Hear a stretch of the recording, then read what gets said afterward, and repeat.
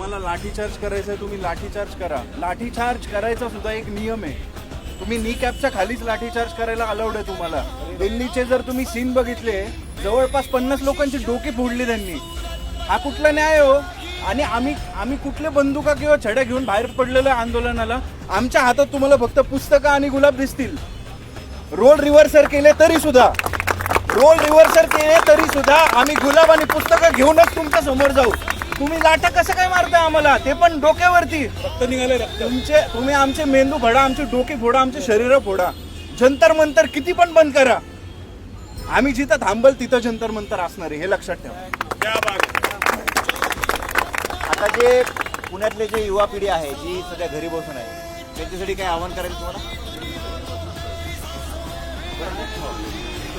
नाही, माझा आत्तापर्यंत मी पण जॉब करून आलेलो आहे. मी आता जॉईन झालो आहे, सरांबरोबर मी काम केलेलं आहे. माझं आत्तापर्यंत प्रत्येक पिढीसाठी एकच म्हणणं होतं की बाबांनो, शिक्षण घ्या.